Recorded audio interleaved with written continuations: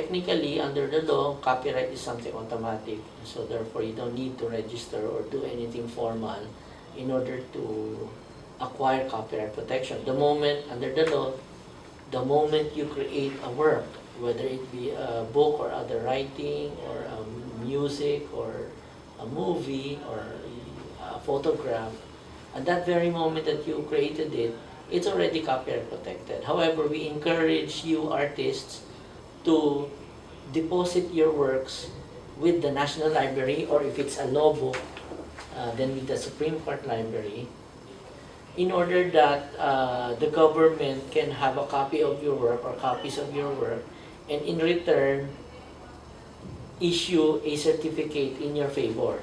And that certificate will serve as a tangible proof of your copyright ownership, although it's also disputable. But then at least there is a presumption in law that because a government agency gave you a certificate, it says the truth about that work, that it is owned by you, or it can serve as the tangible proof of your copyright ownership.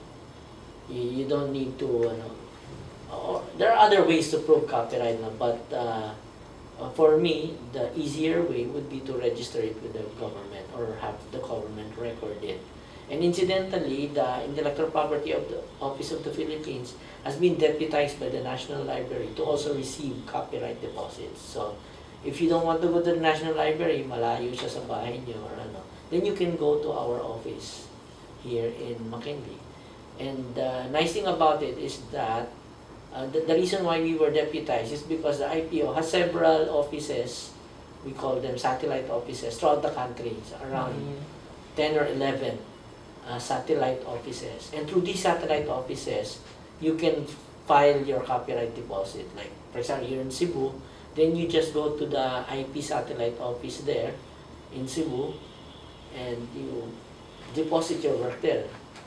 What our satellite office would do would be to send the application form and the work to Manila.